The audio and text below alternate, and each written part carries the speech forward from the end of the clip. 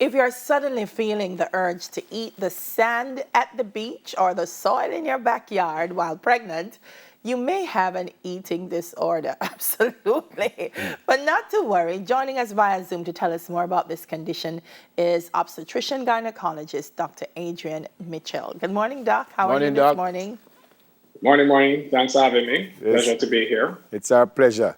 Doc, this is true because I was reading that this pregnant lady wrote a letter that she felt like she wanted to eat dirt and actually went out and sneaked around and eat the dirt. That's anything else for real? Yeah, man. It's a real phenomenon, and it dates all the way back to like the 8th century. It has been documented, and strange enough, it's one of the first clues for any doctor that there may be an iron or zinc deficiency in a patient's diet. And we normally just attribute that quickly to the patient's blood count being low, what we call anemia. So it's not strange. It's actually not strange. It's interesting what you've said because it's almost as if the body understands that it needs something. And so, unconsciously, you're trying to do that. Yes? Is that why Correct. cravings always happen? Because sometimes I hear people say, oh, they want pickle, oh, they want... It Oh varies. wow, So what wow! No, drives the you're craving? dabbling into other things. I mean, it's so if you relate to pico or what we call anemia, it's very specific cravings, and you find out they crave dirt, clay, chalk, paper, cartridge paper, newspaper, things that kind of give them this grit between the teeth.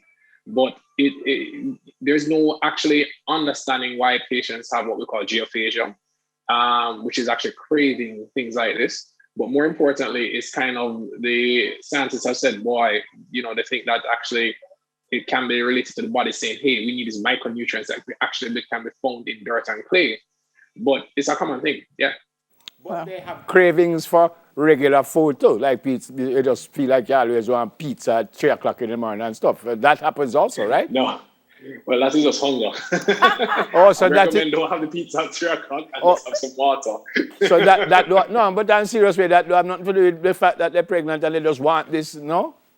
Well, the pregnant, so no, it's not related to anemia in pregnancy, but it is related to pregnancy. You do have patients that crave cheese. Like Yeah. my wife has a crazy cheese habit now, and my house is full of cheese. So it can happen for regular food and it's not just chalk and dirt and all kind of stuff. Yeah, you can have cravings in pregnancy for regular food, but when it comes to eating things that are not food, it kind of clues it into there may be a vitamin deficiency in your diet. And that's where now we segue into things like replacement, such as giving the patients prenatals, also adding iron to the patient's diet in supplements or liquid form, or even talking about what dietary ways we can put it back, such as callaloo, liver, kidney. There are a couple of ways we can add back iron. And once you kind of replace the iron, it becomes adequate. You find that craving does this. Okay. So does that mean that you could be craving these things? Well, not if it mean, but can you be craving these strange things when you're not pregnant? Yeah, you can. Even you, Neville. Even you can crave it. You can get up one morning and say, oh, I eat some dirt outside, and you just want that between teeth. And that can actually close that you do have some deficiency going on. Well, I used to eat dirt as a little boy. I remember that. You see there? When I was doctor see Didn't take you long to diagnose that one, look Doc. like you need to see me, doc, even though I'm checking, man. I'll do a special treatment. Not the women alone. Get a little pill, Didn't take you long to figure out that I never used to eat dirt. But what I'm hearing, Doc, because sometimes, women will say, oh, I'm eating these weird things because I'm pregnant. And so they bounce it off as being normal. But what I'm hearing is if it indicates some kind of nutritional deficiency, it's important to discuss this with your obstetrician gynecologist and have it addressed, yes? It is, and it hits the nail on the head. And, it's important, and you brought it up very nicely, that you do have this rapport with your doctor to say, hey, I feel a little bit cute about saying this, but sometimes I get up and I want to eat the baby powder. Sometimes I get up and I just want to eat dirt. Sometimes I want crushed ice, And the most doctors will just put themselves into, okay, fine, let's give you some dietary supplements. But a lot of people are shy about saying, oh gosh, I wonder if something is really wrong with me. So it's good if the doctor kind of breaks down the barrier and asks if there's anything new, any unusual cravings, glue. Wow, very nice. That's true. People do crave glue. But you brought up that great point that it is a talking point during a consultation for pregnancy. Yeah, because I'm looking at the glue and I'm thinking glue while you're pregnant might not be a great thing. And so especially if some of the things you're craving might not be so healthy, it's important to say it, right? Yeah, it is. It is. It is. It The is. diet. Even if Go ahead, Doc. sorry, go ahead, Neville. No, Yeah. I was saying even if it's healthy, it's good to admit some of your cravings.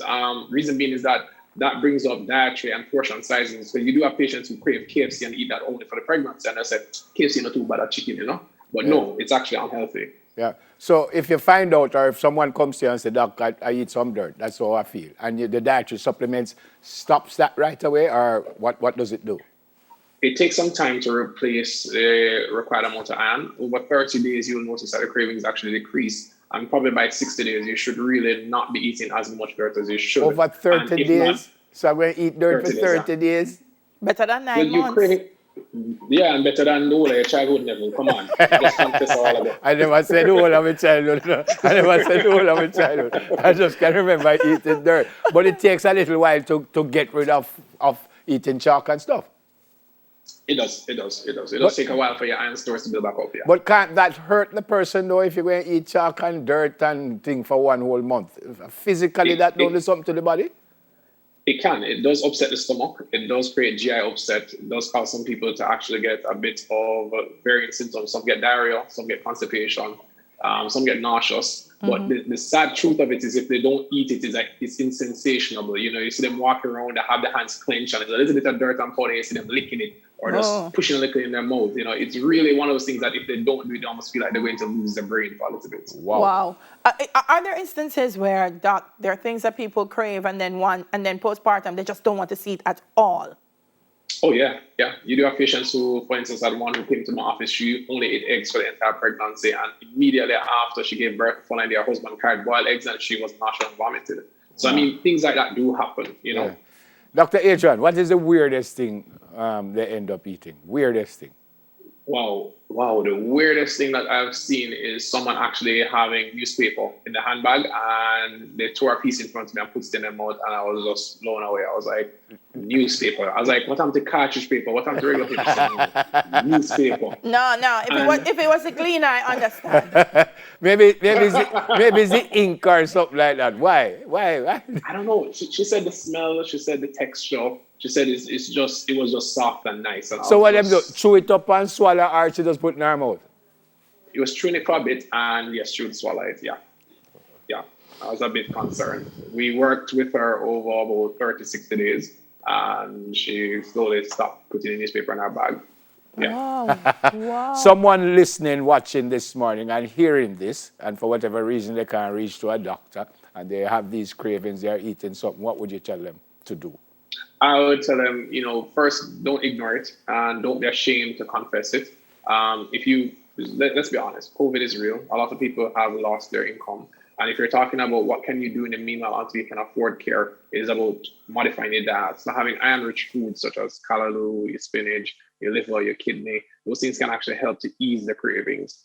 You find that also drinking beetroot is a major thing. And you want to make sure that you have good portion sizes. If you're really unsure, you can easily find some of the information online in terms of simply just Googling how much callaloo, how much beetroot should you drink on a daily basis. And just modifying that does a whole lot.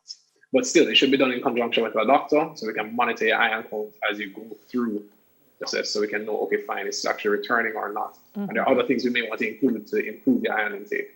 Okay. Odd question. Have you ever found instances where the father has cravings? Oh, wow. Odd instances. I'll confess something. I hope nobody who knows me is listening too much.